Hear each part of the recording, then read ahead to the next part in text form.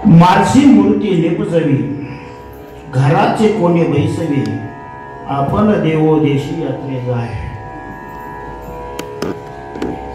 ज्ञानेश्वरीचा अध्याय 13वा आहे आणि 13वा अध्याय म्हटला की क्षेत्र व क्षेत्रज्ञ योग. आणि या 13व्या अध्यायामध्ये 815 नंबरची ओवी आहे. आता या ओवीच्या माध्यमातून आणि अर्जुनाच्या निमित्तानं भगवंत विश्वामधल्या मनुष्य जीवनाची किती कीव येते याचं फार सुंदर उदाहरण या ओवीच्या माध्यमातून दिलं आहे. भगवंत म्हणतात, अर्जुना, हे विश्व निर्माण करत असताना सगळ्यात मोठी माझी अपेक्षा कोणाकडून तरी होती रे बाबा. आणि ती अपेक्षा पूर्ण व्हावी या हेतून विश्व निर्माण करत असताना मी काय कष्ट घेतलंय, मी किती प्राण पणाला लावून हा मनुष्य देह निर्माण केलाय. आणि एवढा मनुष्य देह निर्माण झाल्यानंतर भगवंत म्हणतात, अर्जुना, मला ह्या माणसाकडून अपेक्षा इतकी होती आणि मला असंही वाटत होतं की 84 लक्ष जीवपैकी एक मनुष्य शरीर तयार झालंय ना, याचा अर्थ मी आजपर्यंत जे विश्व निर्माण केलं त्याच्यामध्ये जे घडलं नाही ते कार्य घडलं असा आनंद. आणि ती आनंद प्रित्यर्थ मी ह्या जीवाकडून एवढी मोठी अपेक्षा केली होती. पण वास्तविक ह्या जीवाची अवस्था अर्जुन आज जर बघितली ना, तर मला ह्या जीवाची अर्जुना कीव यायला लागली म्हणतात. साध्या व्यवहारामध्ये एखादा आई बाप असतो, त्या आई बापानं एखाद्या मुलाला स्वतः काबाड कष्ट करून शाळा शिकवतो, चांगली एखादी कुठेतरी नोकरी करावी, चांगली शाळा शिकावी, एवढ्यासाठी आई बाप स्वतः काबाड कष्ट करतात वर्षभर आयुष्यभर. आणि त्या मुलाला जर एखाद्या वेळेला चांगली नोकरी लागली आणि तो मुलगा चांगली नोकरी लागल्यानंतर व्यवस्थित सेटल झाल्यानंतर जर तो मुलगा स्वतःच्या आई बापाला जर बघत नसेल तर त्या आई बापाची अवस्था काय असते हो. अगदी व्यवहारातले उदाहरण सांगावले, साधं सोपं आहे. मग जन्माला येणाऱ्या आई बापाची जर आमच्याकडून एवढी अपेक्षा असेल तर एवढं मोठं 84 लक्ष जीव योनीपैकी जे कुणाला देऊ शकला नाही तेवढं उदार हातानं भगवंतानं ह्या माणसाला दिलंय. मग त्या भगवंतानं ह्या माणसाकडून काही अपेक्षा ठेवली नसेल का? नक्कीच भगवंताची सुद्धा माणसाकडून अपेक्षा असेल आणि त्या अपेक्षा ठेवूनच भगवंताने निर्माण केलंय. अहो, हे एक मनुष्य शरीर निर्माण करण्याकरता भगवंताला अगोदर 83,99,999 योनी अगोदर तयार करावी लागली. तेव्हा कुठे हे शेवटला घडले. गीतेमध्ये प्रमाण सुद्धा अर्जुनाला भगवंत देतात, सर्व देहाचे सेवटी हा नरदेह रचिला किरीटी. आणि यापुढे मी सृष्टी रचलीच नाही. अर्जुना, हे मनुष्य शरीर तयार ज्या वेळेला झालं ना, त्यावेळेला मला असं वाटायला लागलं की याच्या पुढे मला सृष्टी निर्माण करायची सुद्धा गरज वाचली बी नाही आणि मी तिथनं पुढे काही निर्माण केले बी नाही म्हणतात. मग एक मनुष्य शरीर निर्माण करण्याकरता एवढ्या योनी भगवंताला अगोदर का निर्माण करायला लागल्या? त्याचं कारण मी सांगतो म्हणजे तुमच्या लक्षात येईल. व्यवहारामध्ये लोक म्हणतात बघा की कराय गेलो गणपती आणि झाला मारुती. व्यवहारामध्ये लोक म्हणतात ना, तसं भगवंताला बी आपली प्राप्ती करून येण्यासाठी लायक असा एखादा जीव निर्माण करायचा होता. आणि तो एक जीव निर्माण करण्याकरता त्या भगवंताला सुद्धा इतकं सहजासहजी जमलेलं नाही हो. हे झालंय कसं माहिती आहे? उदाहरण म्हणून सांगतो तुम्हाला. एक कुंभार होता. कुंभार तो कोण नाही ना, कुंभार होता. त्या कुंभाराला तयार करायचा होता नंदी. काय तयार करायचा होता? नंदी. आणि तो तयार करायला जायचा नंदी, पण व्हायचं तर काही वेगळंच. गाढव तरी होणार, कुत्र तरी होणार, माकड तरी होणार, असं काहीतरी वेगळंच व्हायचं. पण काही केलं त्या कुंभाराला नंदी जमायलाच तयार नाही. पण तो कुंभार एवढा जिद्दी होता की जोपर्यंत तो नंदी असं योग्य वाटत नाही, काहीतरी वेगळं वाटायला लागलं की मोडायचं आणि परत करायचं. असं करत करत त्या कुंभारानंही आपली जिद्द सोडलेली नाही. आणि असं करत करत करत करत एके दिवशी त्या कुंभाराला नंदी तयार झाला. आता जी पाहिजे आहे ती वस्तू तयार झाल्यानंतर ती परत मोडायची काही आवश्यकता नाही. जी पाहिजे आहे ते तयार झाले ना, मग परत मोडायची काही गरज आहे का? हा झाला दृष्टांत. पण सांगण्याचा विषय फक्त लक्षात घ्या, कुंभार म्हणजे हे तुमच्या आमच्या गावचा कुंभार नव्ह, निर्गुणपूरचा कुंभार म्हणजे तो भगवंत रूपी कुंभार. त्या कुंभाराला सुद्धा तयार करायचा होता नंदी. याचा अर्थ आपली प्राप्ती करून घेण्याला असा कोणीतरी लायक निर्माण करायचं होतं. पण त्याला सुद्धा इतकं सहजासहजी जमलेलं नाही. हा एक मनुष्य शरीर तयार करण्याकरता त्याच्याकरता त्या भगवंताला अगोदर 83,99,999 तयार कराव्या लागल्या. आणि मग कुठेतरी शेवटला हा मनुष्य देह झालाय. आणि अशा या मनुष्य जीवनामध्ये जन्माला आल्यानंतर या माणसाचं वैशिष्ट्य काय आहे, दुर्दैव काय आहे, या माणसाची कीव येण्याचं कारण का? मी इतर कुठल्याही प्राण्याला अर्जुना ज्या गोष्टी दिल्या नाही त्या गोष्टी मी माणसाला दिल्यात रे बाबा. आणि म्हणून संतांनी म्हटलं हे शरीर म्हणजे काहीतरी समजू नका. वास्तविक हे शरीर म्हणजे किती चांगलं आहे आणि किती वाईट आहे ही संतांनी फार सुंदर सांगायचं काम केलं. शरीर उत्तम चांगले असंही म्हणतात एकीकडं. आणि एकीकडे काय सांगतात, शरीर दुःखाचे कोटार, शरीर दुर्गंधीचे थाळ, नाही अपवित्र शरीरा ऐसे. म्हणजे एकीकडे उत्तम हे चांगलं म्हणतात, उत्तम सार उत्तम गती असंही म्हणतात. आणि एकीकडे काय म्हणतात, शरीर दुःखाचे कोटार. असं संतांनी का म्हटलं? कारण या शरीरामध्ये जन्माला आल्यानंतर हे शरीर उत्तमही ठरू शकतं आणि हेच शरीर दुःखास कारणही ठरू शकते, कारणही ठरू शकते. आणि याच्याकरता या ओळीमध्ये फार सुंदर विषय मांडायचं काम केलं. भगवंत म्हणतात, अर्जुना त्या जीवाची एक गोष्ट मला कळना झाली की ह्या जीवाला निर्माण करणारा मी. मनुष्य शरीर निर्माण कोणी केलं? भगवंत म्हणतात मी निर्माण केलं. आणि मीनं निर्माण केलेला माणूस, ह्या माणसाची मजल एवढी गेली अर्जुना की हा माणूस मलाच निर्माण करून कुठंतरी घरामध्ये एखाद्या कोपऱ्यात देवाऱ्यामध्ये माझ्या मूर्तीची स्थापना करतोय.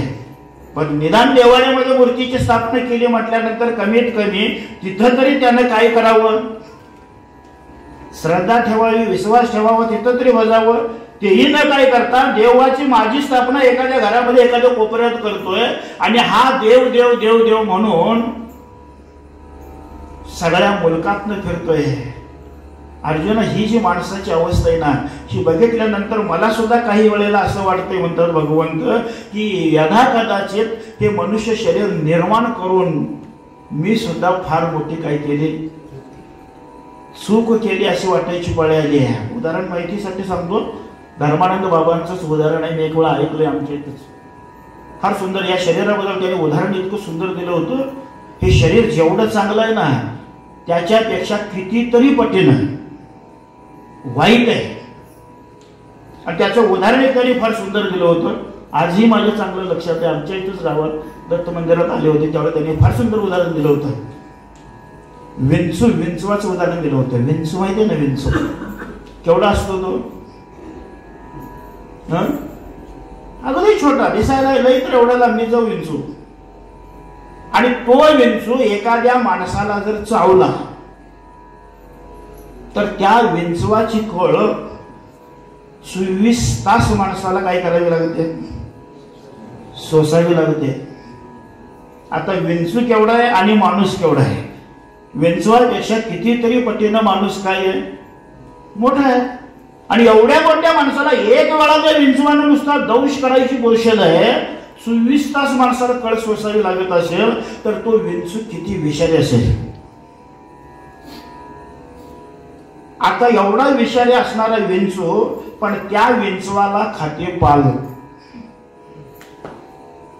कोण खाते त्या विंचवाला? पाल खाते. चावायचा विषय नाही, प्रत्यक्षात पाल खाते. तरी बी त्या पालेला काहीच होत नाही. मग विषारी जास्त कोण? विंचूची पाल. पाल. आता त्या पालीला खातोय कोंबडा, तरीही कोंबड्याला काय होईल नाही. आता त्याच्या पुढचे काय सांगायचे? आणि जे आखंड कोंबड्याला खाणारा माणूस तरी बी माणसाला काही होत नाही, मग विषारी कोण?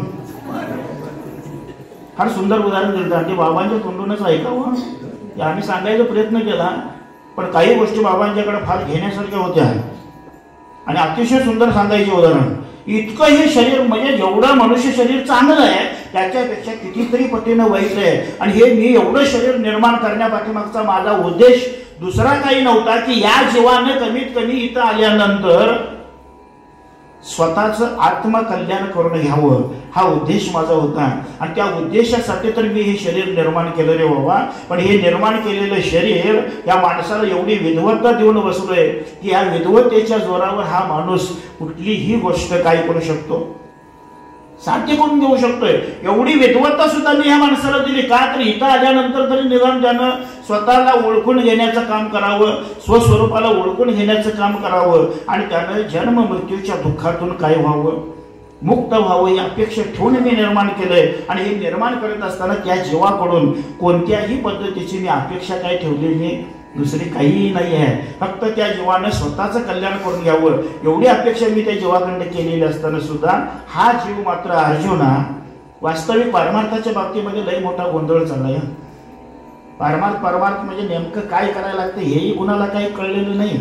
आणि विशेष आहे आज आता आपण राममूर्ती प्रतिष्ठापनेच्या निमित्तानं आजचा जो कार्यक्रम ठेवला, किती लोकांना राम कळालं? किती लोकांना राम कळालाय? दुर्दैव आहे. लोकांना जवळजवळ रामायण पुरा तोंडपाठ असल्यासारखं झालं. टीव्हीवरती बघून असेल, वाचून असेल, जवळजवळ तोंडपाठ आहे, पण रामच कुणाला कळला नाही ही दुर्दैवाची गोष्ट आहे. नुसता राम नाही, राम कळाला नाही राहू द्या, पण निदान रावण तरी कळावा. पण रावण बी कळला नाही, ही दुर्दैव आहे. राम राम राम म्हणजे कोण? राम कुणाला म्हणतात? आपण आयुष्य गेलं आमच्याकडे रामायण वाचण्यात याच्यातच गेले, लक्षात घ्या.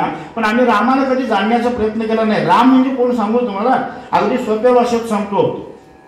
दुसऱ्याचं सुखासाठी, इतरांच्या सुखाकरता स्वतः दुःख जो भोगतो तो राम.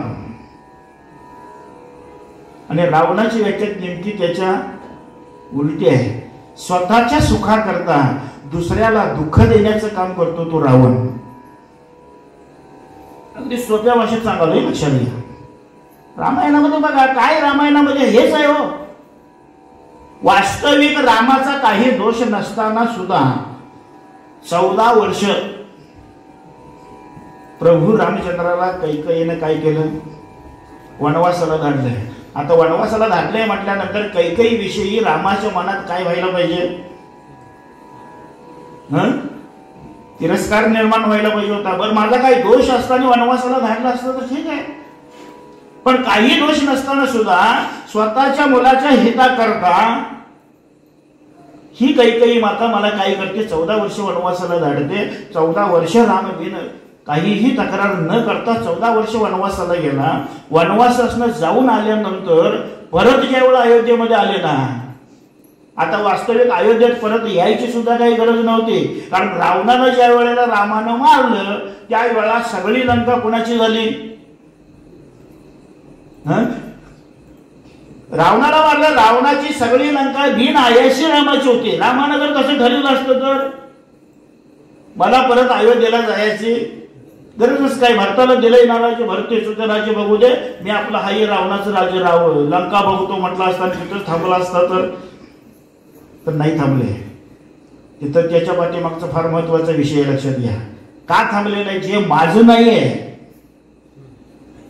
इथं महत्वाचा विषय आहे. रामाची ही गोष्टी समजावून घ्यावं. काही लोकांना कळलेलं नाही, काही नाही.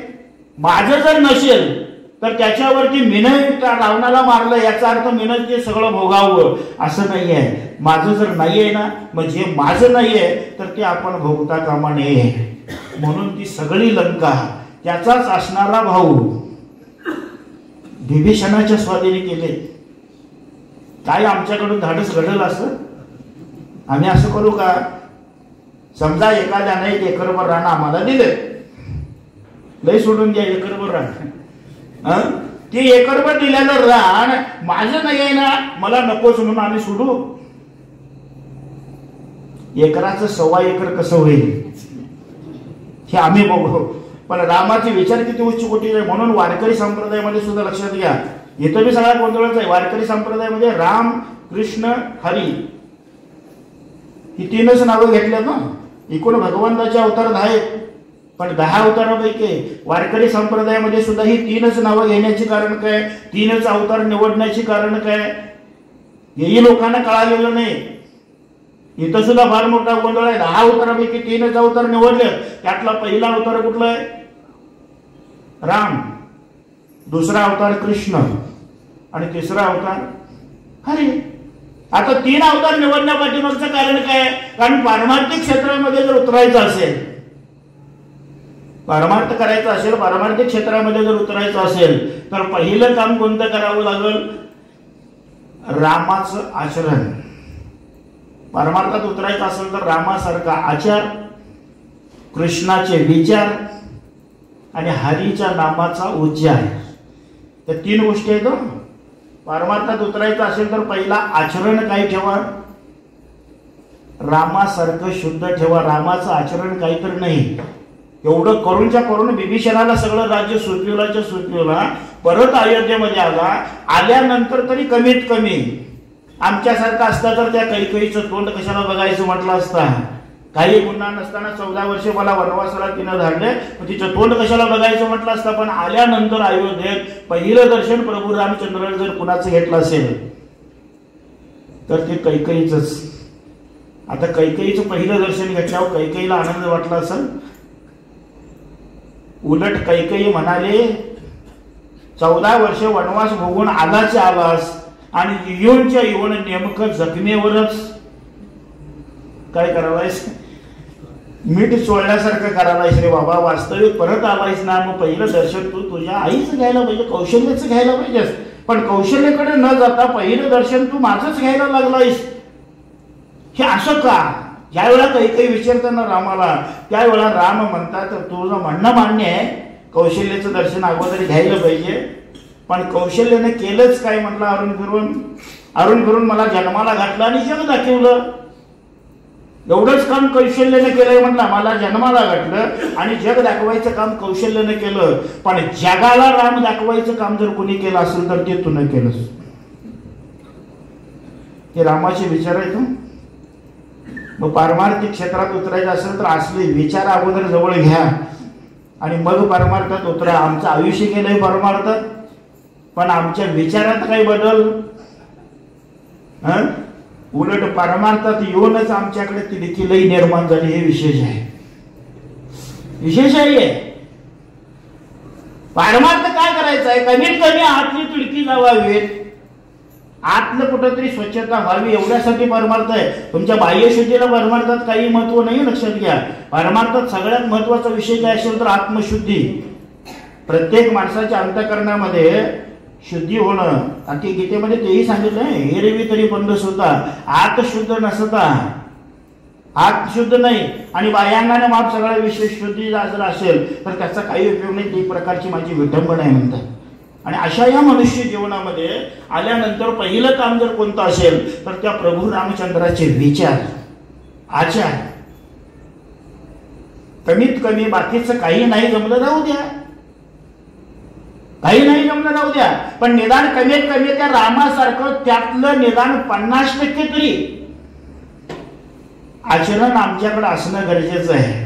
तर आम्ही पारमार्थिक क्षेत्रात, पारमार्थ कुणी करावा यालाही काही मर्यादा आहे. कुणीही उठून पारमार्थिक क्षेत्रात येऊन चालत नाही. हो, पारमार्थ करण्याचा अधिकारी कोण ठरतो माहितीये? पारमार्थ करत असताना, त्या पारमार्थ करत असताना त्यासाठी ज्या ज्या गोष्टी अनुकूल आहेत परमार्थासाठी ज्या ज्या गोष्टी अनुकूल आहेत त्या गोष्टींचा स्वीकार करणारा असणं गरजेचं आहे. दुसरी गोष्ट, परमार्थ करत असताना ज्या ज्या पारमार्थिक क्षेत्रामध्ये बाधा आणणाऱ्या ज्या ज्या बाधा गोष्टी आहेत त्या गोष्टींचा त्याग करणं ही दुसरी गोष्ट त्याच्याकडे पाहिजे. आणि तिसरी गोष्ट म्हणजे परमार्थ करत असताना त्या भगवंतावरती तेवढी श्रद्धा, तेवढा विश्वास असावा लागेल तर त्यानं परमार्थात उतरायचंय. आम्ही ह्यात कुठल्या कॅटेगरीत बसतोय हे जसं त्याने विचार करून बघा, म्हणजे तुमच्या लक्षात येईल. काही नाही.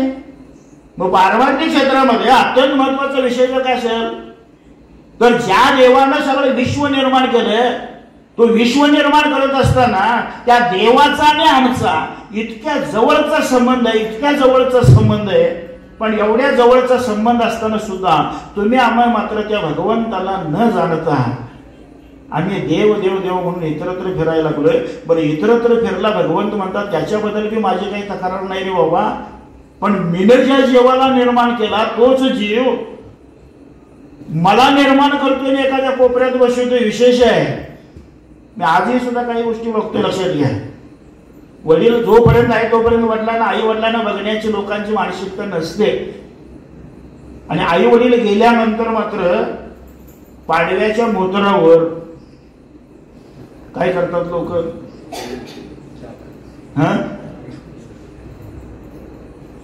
वडिलांनी करून आणून बसवतात. विशेष आहे. हे कुणामुळे झालाय? याला जन्माला घालणारा बाप त्या बापाला करून आणून बसवतोय. यो आणि करणारा कोण? सोनार. सोनाराकडे छाप दोन असतात, एक मिशीचा आणि दुसरा बिगर मिशीचा. बापाला करून बसवायचं आहे म्हटलं की मिशीच्या. मग याच्या बापाला मिशी असणं नाही तर नसणं तिकडे. बाप म्हटला की मिशीचा आणि आई म्हटली की बिन मिशीचा. विशेष आहे हो. काही नाही. या असला परमार्थ जो चालू आहे तो निव्वळ निव्वळ सगळा चुकीच्या मार्गाने चाललेला परमार्थ आहे. आणि म्हणून भगवंत या ओवीच्या माध्यमातून सांगतात, फार सुंदर ओवी लक्षात घ्या की माझी निर्मिती करा, मी विश्व निर्माण करणार आहे. मी निर्माण केलेला ह्यो आणि ह्योच निर्मिती करायला माझी. आणि ते बी निर्मिती करतोय ज्या करतोय कुठेतरी एखाद्या कोपऱ्यात देवाऱ्यात नेऊन मला बसवतोय आणि देव देव म्हणून मुलकातनं फिरायला लागलाय. भगवान अर्जुना, त्या जीवाची आणि माझी भेट कशी होईल तेवढं सांग. वास्तविक मी या भगवंताला म्हणतात, मी या माणसाला जे ज्ञान दिलंय ते ज्ञान काही उगाच दिलेलं नाहीये. कशा करता ज्ञान दिलं? मनुष्य देहाचे ज्ञान आहे, सच्चिदानंद पदवी घेणे एवढा अधिकार नारायणे कृपावलोकने दिला. प्रत्येक माणसाच्या अंतरामध्ये असणारं जे आत्मतत्व आहे ते आत्मतत्व जर सोडलं तर जगात दुसरा देव नाही हो. पण तुमचं आमचं देव मात्र किती झालं? 33 कोटी. आता याचं आयुष्य किती? मार मारून 100 म्हणजे आता भाग्यवान हायब्रिड आल्यामुळे ते बी कमी आलंय. 100 वर्षाचं जरी आयुष्य धरलं, वास्तविक युगापर्यंत आयुष्य सुद्धा किती कमी आलंय माहितीये? फार आयुष्य कमी आलंय. सत्ययुगामध्ये एक एक माणूस लाख वर्ष जगत होता. किती? 1,00,000 वर्ष माणूस जगत होता. म्हणजे आयुष्य किती मर्यादा होती लक्षात घ्या. आणि आता हे 100 मध्ये 100वी सुद्धा साजरी करायला लागलेत लोक. आता 1,00,000 वर्ष जगणाऱ्याने काय करायला पाहिजे होतं? मग फार मोठा विषय आहे तो. 1,00,000 वर्ष जगणारी माणसं होती आणि तेवढं आयुष्य भरपूर होतं, पण त्यांच्याकडे बाकीची इतर साधनं पण होती. आताकडे मुळात आमच्याकडे भांडवलच कमी आहे आयुष्याचं. आणि कमी आयुष्याच्या भांडवलामध्ये जर तुम्हाला आम्हाला तोच टप्पा जर गाठायचा असेल तर ह्या कलियुगात संत संगती शिवाय दुसरं साधनच नाही आहे. सत संगती वेगळे जाण, तात्काळ पावावया माझे स्थान, तुझे अनेक नाही साधन सत्य जाण उद्धवा. भागवतामध्ये उद्धवाला भगवंत डायरेक्ट सांगायचे काम करतात. या कलियुगामध्ये जर कुणाला माझ्याकडे यावं असं जर वाटत असेल तर संत संगती शिवाय दुसरं कलियुगात उद्धवा साधनच नाही रे बाबा. मग आता संतांच्या संगतीत गेल्यानंतर नेमकं होतं काय? काय होतं नेमकं? आता संत बी त्याच देवाची भक्ती करतात, आम्ही बी त्याच देवाची भक्ती करतोय. संत बी त्याच देवाची वारी करत होते, आम्ही बी त्याच देवाची वारी करतोय. मग एवढं सगळं जर ऐक्य असेल तर मग त्यांचा परमार्थ सफल होतोय ना आमचा परमार्थ मात्र सफल होऊ शकत नाही. याचा अर्थ त्याच्यात कुठंतरी काहीतरी आहे, फरक आहे. आता त्या संतांनी नेमकं काय केलं? संतांचा परमार्थ सफल होण्याचं कारण काय असेल तर तेही गीतेमध्ये सांगितलं. या उपाधी माझी गुप्त, चैतन्य असे सर्वगत, ते तत्वज्ञ संत स्वीकारते. संतांनी काय केलं? हे विश्व म्हणजे भगवंतानं लावून घेतलेली उपाधी आहे. ही भगवंतानं लावलेली काय आहे? ही उपाधी आहे. आणि या उपाधी माझी गुप्त, चैतन्य असे सर्वगत. चैतन्य याचा अर्थ काय? प्रत्येक माणसाच्या अंतरामध्ये असणारं जे आत्मतत्व आहे त्याला चैतन्य असा शब्द वापरला, लक्षात घ्या. आणि हे चैतन्य सगळीकडे भरून उरलेलं आहे. ते तत्वज्ञ संत, ते तत्वज्ञानी संतांनी काय केलं? फक्त त्या चैतन्याचाच स्वीकार केला आणि बाकीच्या इतर सगळ्या गोष्टींचा त्याने काय केला? त्याग केला. आमचा नेमका वमगाला काय झालाय? नेमका आम्ही त्या चैतन्याला म्हणजे त्या तत्वाला सोडलंय आणि आम्ही इतर सगळ्यांचा स्वीकार करत बसलोय. इथंच फक्त तुमचा आमचा घोळ झालाय. म्हणून बाबा नेहमी सांगायचे ना, ध्यान करो ध्यानी बनो. तर ध्यान करो याचा अर्थ काय? ध्यानाची व्याख्या सुद्धा त्यांनी फार सुंदर दिलेली आहे. ध्यान म्हणजे काय? निशब्द ज्ञानाचा अभ्यास. आता निशब्द ज्ञान म्हणजे काय? की जे ज्ञान शब्दानं वर्णन करताच येऊ शकत नाही, शब्दांच्याही पलीकडे असणारं ज्ञान. आणि असंच निशब्द ज्ञान म्हणजे काय? तर निशब्द ज्ञान म्हणजे आत्मज्ञान. विषय संपला. प्रत्येक माणसाच्या अंतरामध्ये असणारं जे आत्मतत्व आहे त्या आत्मतत्वा व्यतिरिक्त कलियुगात दुसरा देवच नाही रे बाबा. हे संतांनी जाणलंय आणि हे जाणून संतांनी नेमकं त्याच तत्वाचा काय केलंय? ध्यास घेतला. आणि निव्वळ त्याच तत्वाचा ध्यास घेऊन त्याने जे विश्वामधलं जे काही सत्य तत्व आहे की ज्याचा कधीही नाश होऊ शकत नाही असं असणारं जे तत्व आहे त्या तत्वाचा त्या लोकांनी स्वीकार केला. आणि त्या तत्वाचा स्वीकार केल्यामुळे त्या लोकांचं काय झालं? कल्याण. पण आम्ही मात्र नेमकं त्याच तत्वाला सोडलंय की ज्या तत्वाचा आणि आमचा काढीचा संबंध नाहीये, ज्या तत्वाशी आमचा काही संबंधच नाही. अशा नको त्या गोष्टींना आम्ही काय करून बसलोय? जवळ धरून बसलोय. आणि जे पाहिजे, जे अपेक्षित आहे, ज्या भगवंतानं हे शरीर निर्माण करत असताना जी अपेक्षा भगवंताची होती नेमक्या त्याच तत्वाला आम्ही सोडून बसलोय. मग संतांनी काय केलं? नेमकं जे तत्व अपेक्षित भगवंताला आहे त्याच तत्वाला त्यांनी मिठी मारून बसल्यामुळं त्यांच्या आयुष्याचं काय झालं? सोनं झालंय. आणि आमचं मात्र नेमका गोंधळ असा झाला की नको त्या तत्वाला, नको त्या गोष्टीला आम्ही मिठ्या मारून बसून आम्ही तुमचं आमचं लाख मोलाचं आयुष्य काय करायला लागलोय? वाया घालवायला लागलोय. वास्तविक मनुष्य शरीर म्हणजे हे इतकी मोठी संधी भगवंतानं आपल्याला दिलेली आहे की एक मनुष्य शरीर जर सोडला तर बाकीच्या इतर कुठल्याही योनीमध्ये, इतर कुठल्याही देहामध्ये आम्ही परमार्थ करतो म्हटलं तरी सुद्धा करता येत नाही. हो, एवढं मोठी भगवंतानं संधी दिली आहे. मग ही संधी दिलेली आहे भगवंतानं आम्हाला, तोपर्यंत आम्ही काय केलं पाहिजे? कुठंतरी त्या भगवंताला शरण गेलं पाहिजे. त्या भगवंताकडून काही गोष्टी जाणून घेण्याचा प्रयत्न केला पाहिजे. मग हे जर जाणून घ्यायचं असेल, कारण देव हा जाणायचाच विषय, मी नेहमी सांगतोय, देव हा काय पाहायचा विषयच नाही, देव हा जाणूनच घ्यायचा विषय आहे. आणि संतांनी आयुष्यामध्ये काम काय केलं? जे जे आपण असे ठावे ते इतर असे सांगावे, शहाणे करून सोडावे सकळ जन. संपलं. संतांनी याच्या पलीकडे जगात मोठं कुठलं कार्य केलेलं नाहीये. जे जे आपल्याला आलेला अनुभव आहे, जो जो त्यांना आलेला परमार्थातला अनुभव आहे, तो अनुभव त्यांनी संतांच्या समोर काय केलाय? लोकांच्या समोर मांडायचं काम केलंय.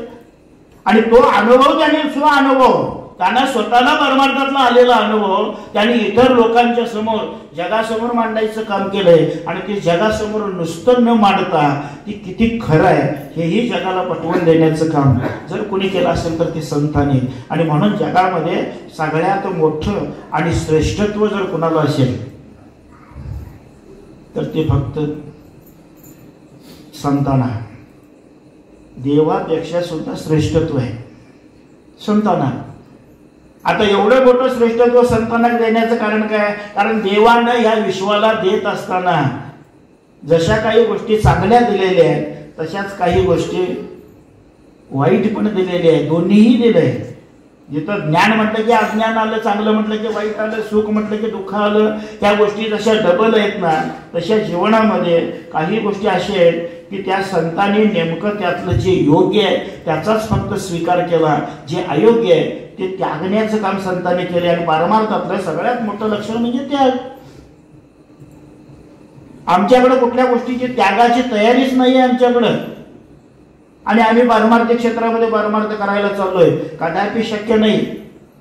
व्यवहारामध्ये लोक म्हणतात ना, कुछ पाना है कुछ खोना ही पडता. एखादी गोष्ट जर प्राप्त करून घ्यायची असेल तर कमीत कमी त्याकरता दुसऱ्या गोष्टीचा त्याग करण्याची माणसाकडे तयारी पाहिजे. पण आमची वस्तुस्थिती अशी झाली आहे. उदाहरण आलं म्हणून सांगतो तुम्हाला. कडुलिंब माहिती आहे?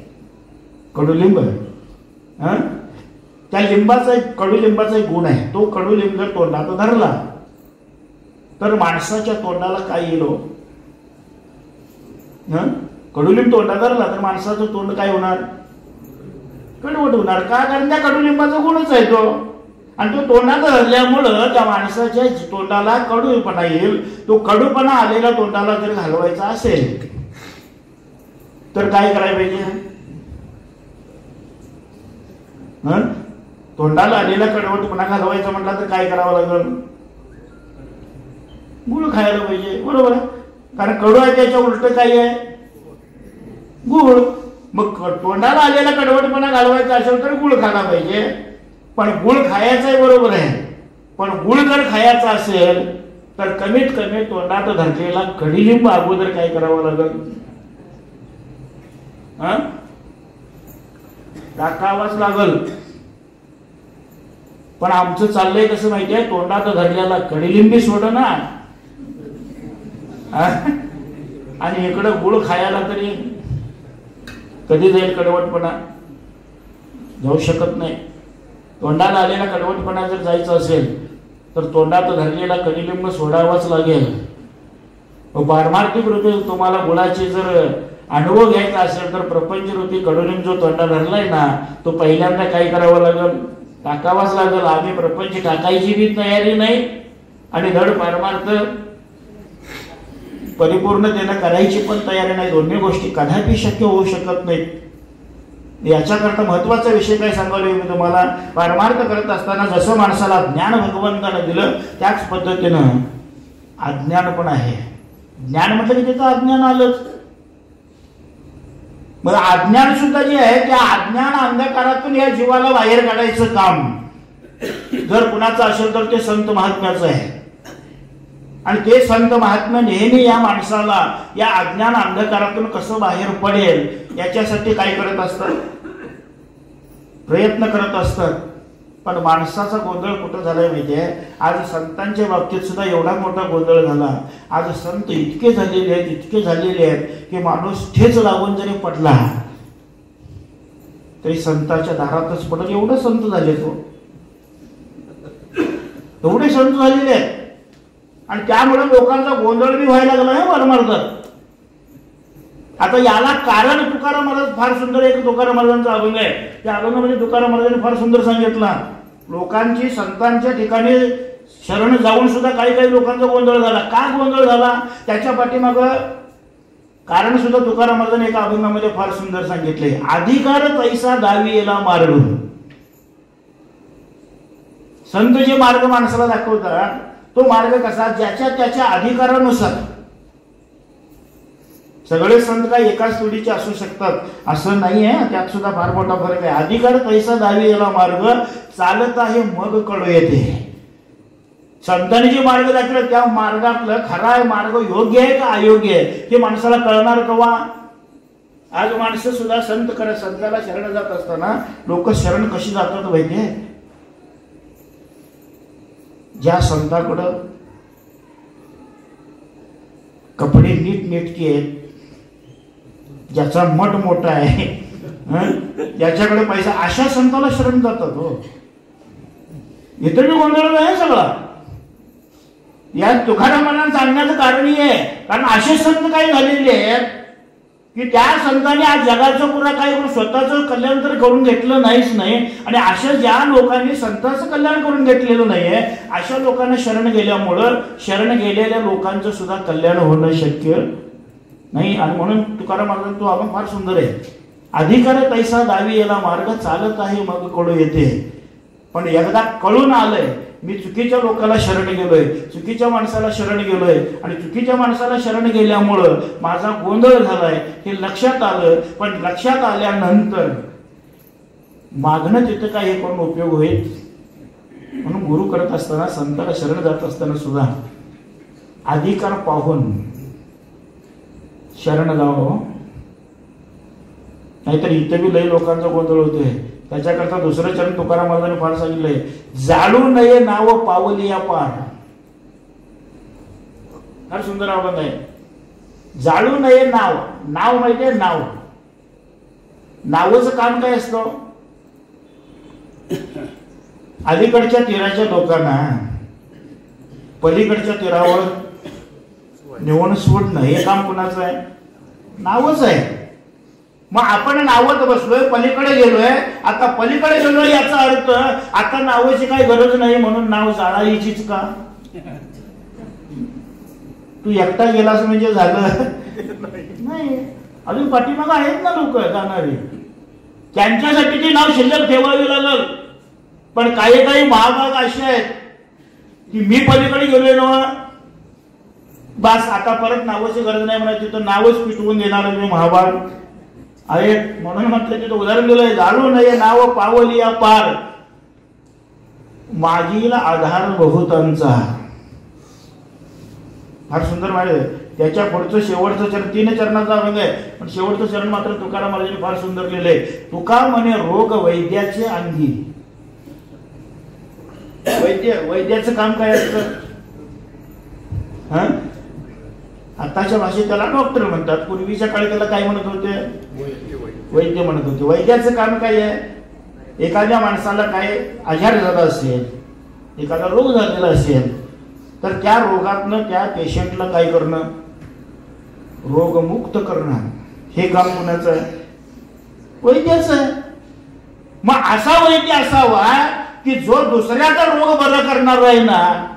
मग दुसऱ्याचा रोग जर बरा करायचा असेल तर तो वैद्य पहिल्यांदा काय पाहिजे, निरोगी पाहिजे.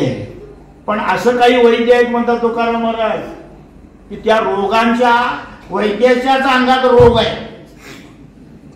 तुका म्हणे रोग वैद्याचे अंगी, न करी जगी उपकार. तो जगावर काहीही उपकार करू शकत नाही.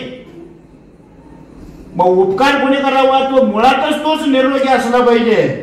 मग आपण ही शरण जात असताना अशा साधू संतांना शरण जावावं, अशा साधू संतांना जावावं की कमीत कमी पहिल्यांदा ते साधू संत पूर्णत्वाला पोचलेले असले पाहिजे. तोच जरा अर्धवट असेल ना तर तोही अर्धवट आणि शिष्यही अर्धवटच राहील. आता त्याचा दोष नाही म्हणतो तुकाराम, त्याचा अधिकार आहे तेवढ्या पद्धतीने त्यानं सांगितलं. त्याला त्यातलं पुढचं जर काय त्याला येतच नसेल तर त्याचा दोष नाहीये.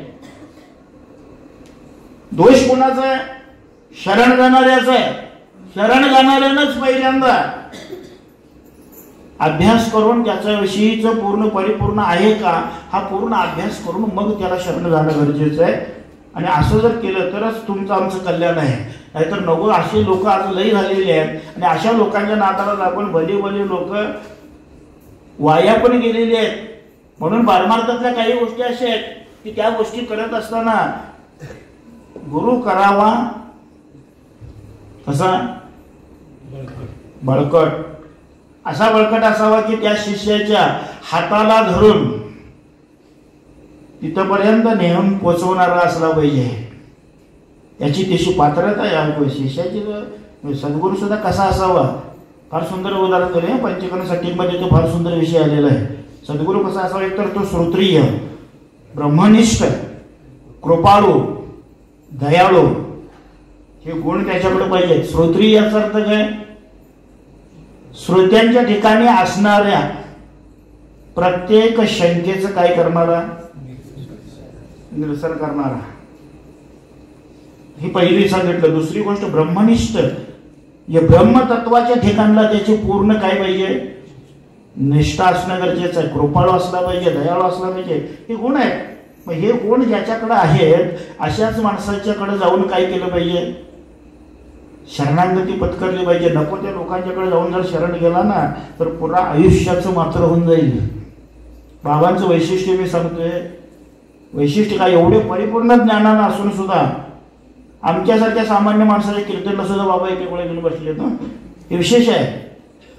म्हणजे मी एवढा परिपूर्ण आहे याचा अभिमान त्याने आयुष्यात कधी जवळ बाळगला नाही. आणि आज लोक पारमार्थात एवढी अर्धवट निघालेत, एवढी अर्धवट, कशात काय नाही, फाटक्यात पाय, अजून याला काय येतंय नाही येतोय तो भागच वेगळा. थोडस कुठं तरी काहीतरी यायला लागलं ना, इतकी लोक अहंकारानं भरून जातात, इतके अहंकारानं भरून जातात की त्याचं कधी पतन होईल सांगता येणार नाही. म्हणून परमार्थात काय आहे, कमीत कमी बाकीचं काही नाही जमलं तर रडू द्या, पण निदान रामासारखं काय ठेवा, आचरण. रामाचे आचार आणि कृष्णाचे विचार.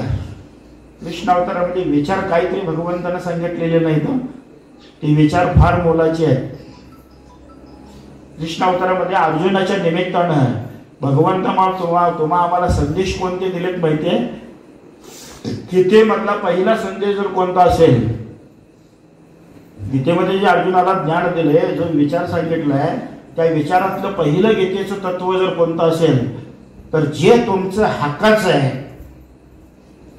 ते तुम्हाला मिळवलंच पाहिजे. हे पहिलं गीतेचं तत्व आहे. तुमचं हक्काचं आहे ना, मग ते तुम्ही मिळवलंच पाहिजे, हे पहिला गीता शिकवते. अर्जुनाला सुद्धा भगवंत तेच शिकवायला लागले, अर्जुना राज्य तुमचं आहे रे बाबा. मग राज्य जर तुमचं असेल तर तुमचं राज्य अर्जुना तुम्हाला परत मिळवायलाच पाहिजे, ही गीता पहिल्यांदा शिकवते. जे हक्काचं आहे तुमचं आहे तिथं काही तडजोड करायची गरज नाही. जे तुमचं आहे ना ते तुम्हाला मिळालंच पाहिजे, ही गीता पहिल्यांदा शिकवते. आणि तुमचा जर एखादा माणूस लुबाडून घेत असेल, तुम्हाला एखादा माणूस जर जाणून बुजून त्रास देत असेल, तुमचं जर लुबाडून घेत असेल, तर मग त्या ठिकाणला तू कोणीही असो, प्रसंगी त्याच्याकरता तुला युद्ध करावं लागलं तरी चालल, पण जे तुझं हक्काचं आहे ते तुला अर्जुना मिळवावंच लागल. हे भगवंत अर्जुनाच्या निमित्तानं विश्वाला सांगायला लागले. पांडवांच्या निमित्तानं अर्जुनाला म्हणतात, अर्जुना राज्य तुमचं आहे रे बाबा, पण तुमचं राज्य आहे तर तुला मिळवायला काही अडचण आहे. तरी सुद्धा अर्जुन म्हणत होता, राज्य आम्हाला मिळेल, पण आम्हाला राज्य मिळवण्याकरता किती लोकांचा बळी जाणार आहे ह्याचा विचार केलायस का अगोदर? मग एवढ्या लोकांचं बळी घेऊन राज्य बघण्यापेक्षा मला राज्यच नको म्हणून अर्जुन युद्धातनं माघार घेत होता. आम्ही सख्या भावाला एक सरी सोडायची आमची तयारी नाही. सख्या भावाला म्हणालोय, शेजाऱ्याचा तर लई लांबचा विषय आहे. पण अर्जुन मात्र स्वतःच्या भावकीसाठी पुरा राज्य सोडायची तयारी आहे. आणि अर्जुन म्हणतो, एवढं जर असेल, राज्य मिळवणं असेल, पण राज्य मिळण्यासाठी किती लोकांचं बळी जाणार आहे, त्यापेक्षा राज्यच नको म्हणून उतरत होता. पण भगवंत म्हणतात, अर्जुन असं करून चालणार नाही, तुला युद्ध हे करावंच लागल. अनेक परीनं भगवंताने त्याला शिकवलंय, तरीही अर्जुन तयार व्हायला तयार नाही. मग काटोकाट प्रयत्न करून शेवटी अर्जुनानं भगवंतानं अर्जुनाची तशी मानसिक तयारी करून घेतली आणि मग तो अर्जुन युद्ध खेळलाय. जे गीता हे तुम्हाला आम्हाला शिकवते. दुसरे काय शिकवते? जे तुमचं नाही आहे. गीता दुसरा विषय काय शिकवते? जे तुमचं नाही आहे ना, मग तुमचं जर नसेल तर तुम्ही दुसऱ्याचं वरबडून खाण्याचा प्रयत्न करू नका, हे दुसरं गीता शिकवते. आणि दुसऱ्याचं वरबडून खाण्याचा जर प्रयत्न करत असाल, दुसऱ्याला जाणून बुजून त्रास देऊन दुसऱ्याचं खाण्याचा प्रयत्न करत असाल तर काय होतंय हेही गीतेतनं सांगितलंय. कौरवांची अवस्था तीच आहे. दुसऱ्याचं वरबडून खायला कौरव गेले, परिणाम काय झाला? अखंड कुळाचा नाश. आता 5 पांडव कुठं आणि 101 कौरव कुठं? एवढी मेजॉरिटी असून सुद्धा त्यातला एक बी जिवंत राहिला नाही, एकही शिल्लक ठेवला नाही. आणि इकडे फक्त 5 पांडव असून सुद्धा 5तलं एकही मरू दिलं नाही. की भगवंतानं असं का केलं? याच्या पाठीमागचं कारण आहे, कारण पांडवांची बाजू सत्याची होती आणि हे असत्याच्या मार्गाने चालले, चुकीच्या मार्गाने चालले. दुसऱ्याचं लुबाडून खाण्याची वृत्ती जर असेल तर तुमचा नाश ठरलेला आहे, हे दुसरं गीतेतनं दाखवून देण्याचं काम आहे. अशा बऱ्याच काही गोष्टी गीतेमध्ये आहेत. मग हे कृष्णाचे जे विचार आहेत, कमीत कमी हे विचार तरी तुम्ही जीवन जगत असताना आचरणात आणायचा प्रयत्न करा. की जे तुमचं हक्काचं जे तुम्ही वापरच, त्याचा लाभ घ्याच, काही अडचण नाही. पण दुसऱ्याचं खाण्याचा प्रयत्न करू नका, दुसऱ्याला त्रास देण्याचा प्रयत्न करू नका. ही गीतेतनं भगवान कृष्णानं दिलेले विचार आहेत.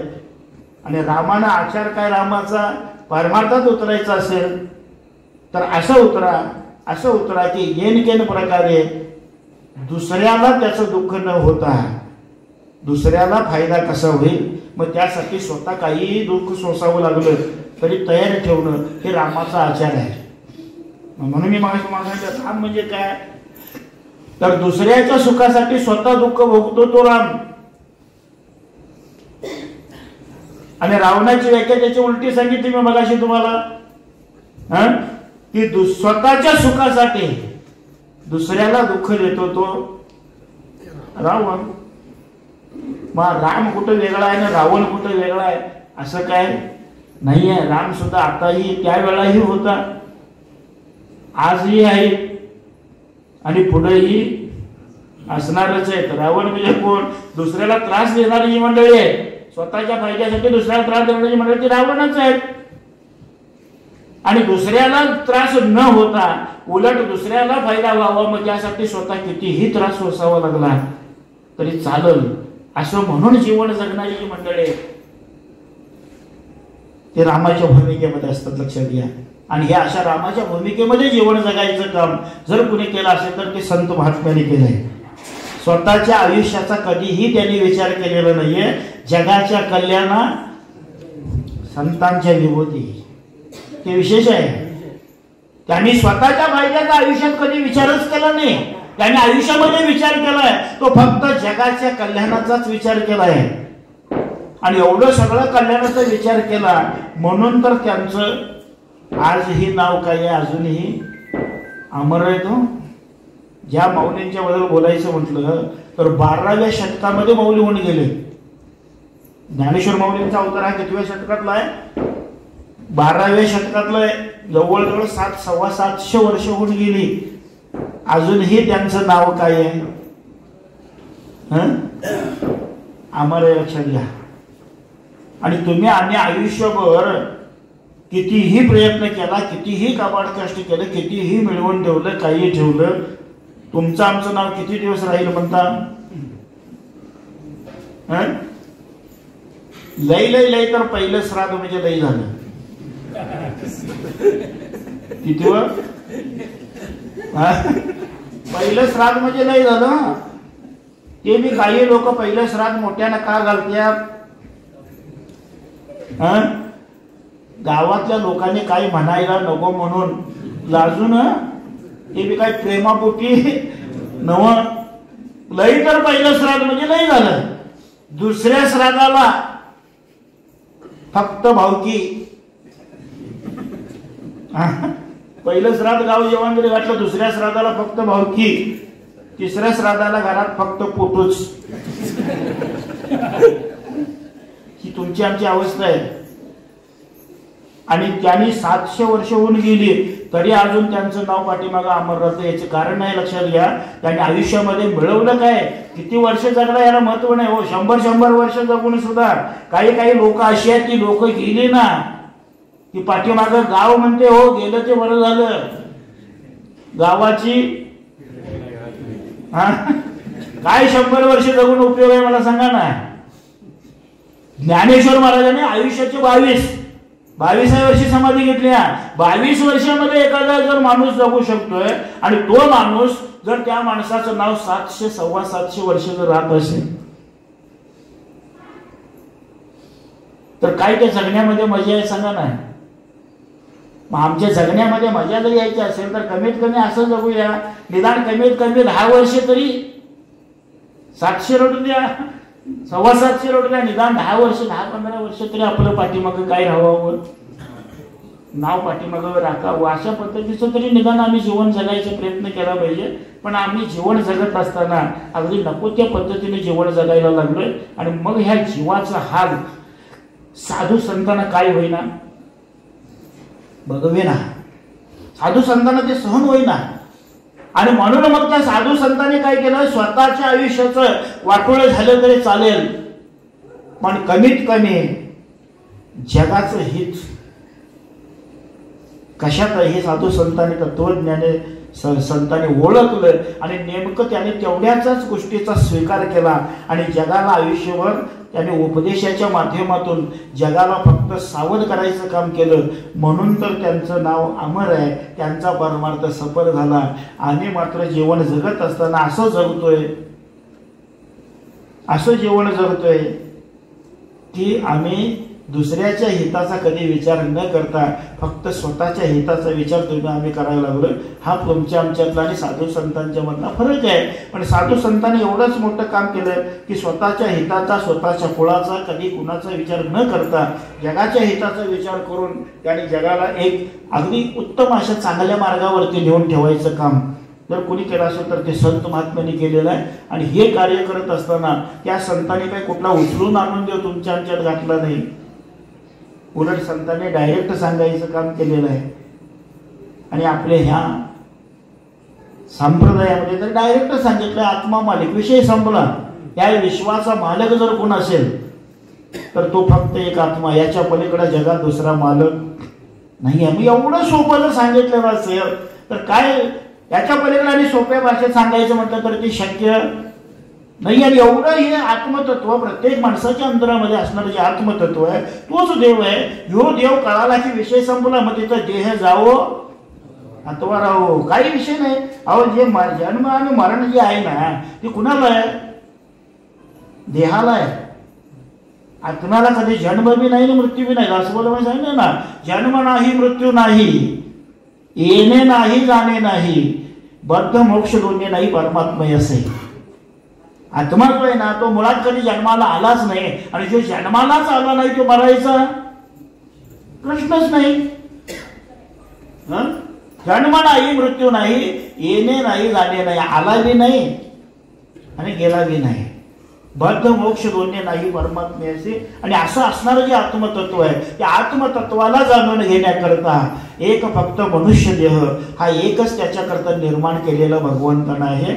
आणि हे मनुष्य शरीर निर्माण झालंय म्हटल्यानंतर कमीत कमी भगवंताची अपेक्षा काय, इथं आल्यानंतर कमीत कमी माणसानं या ज्ञानाच्या माध्यमातून त्या आत्मतत्वापर्यंत पोचावं, त्या आत्मतत्वाला जाणून घ्यावं आणि ह्याच्या जीवनाचं काय व्हावं, कृतार्थ व्हावं, सार्थक व्हावं, ही अपेक्षा भगवंताने जीवाकडून ठेवली. आणि नेमकं माणसानं मात्र काय केलंय, नेमकं ते आत्मज्ञानाच्याच बाबतीत माणसानं काय केलेलं आहे, डोळं घाल. आणि त्याच्याकरता मी 13व्या अध्यायामध्ये 581 नंबरची ओवी आहे, फार सुंदर ओवी आहे. त्याच्यामध्ये भगवंतानं डायरेक्ट अर्जुनाच्या सीमेत त्यानं सांगितलंय, ऐशी दशा येईल पुढे तै मन होईल वेडे. अरे बाबा तुला लाख मोलाचं मनुष्य शरीर मिळालंय तोपर्यंत फायदा घे. आणि जर याचा फायदा उठवण्याचा प्रयत्न केला नाहीस तर अशी दशा तुझी पुढे होऊन जाईल. ऐशी दशा येईल पुढे तै मन होईल वेडे. त्यावेळा तुझं मन अक्षरशः वेड होऊन जाईल रे बाबा. तव चिंतोनी ठेवी चोकडे आत्मज्ञान.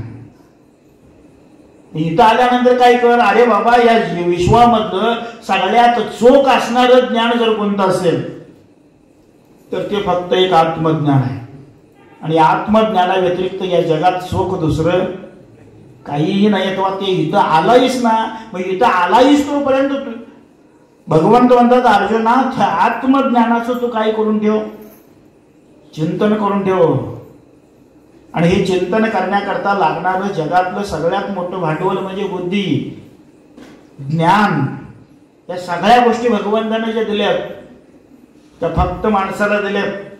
आणि म्हणून माणसानं प्रत्येक माणसाच्या अंतरामध्ये असणारं जे आत्मतत्व आहे, त्या आत्मतत्वाविषयीचं असणारं जे ज्ञान आहे त्याला आत्मज्ञान म्हणतात. आणि ते आत्मज्ञान इथं आदायच तोपर्यंत जाणून घ्यायला पाहिजे. आणि त्या आत्म्याचा आणि जीवाचा इतक्या जवळचा संबंध आहे, इतका घनिष्ठ संबंध आहे की त्याच्याशिवाय हा जीव काही करू शकत नाही. आणि एवढ्या जवळचा संबंध असताना सुद्धा किंवा मला जाणायचं सोडून ह्या जीवाची अवस्था अशी निर्माण झाली आहे की तो कुठनं तरी एखाद्या सोनाराकडून किंवा ह्याच्याकडून जाऊन तयार करून आणणार, एका घराच्या कोपऱ्यात मला कुठंतरी देवाऱ्यात काय करणार, ठेवतो एखाद्या कोपऱ्यात. आणि मी तिथं कोपऱ्यात ठेवलेला तिथंच मी राहिलो. आणि ह्यो मात्र इतर देवी देवतांच्या नादानं सगळ्या मुलकातनं फिरायला लागलाय. अर्जुना, त्या जीवाची आणि माझी कशी काही भेट होऊ शकेल? कदापि भेट होणार नाही. व ही भेट जर व्हायची असेल तर कमीत कमी त्या जीवानं ज्ञानी साधू संतांच्याकडे, ज्ञानी महात्म्याकडे जाऊन त्या आत्मज्ञानाचं आत्मसात करून त्याच्यातनं आपण काय केलं पाहिजे, आपलं जीवनाचं सार्थक बनवून घेण्याचा प्रयत्न केला पाहिजे. झालेली सेवा सद्गुरूंच्या चरणी अर्पण करून मी माझ्या वाणीला विराम देतो. कारण वेळ 45 मिनिटे होती.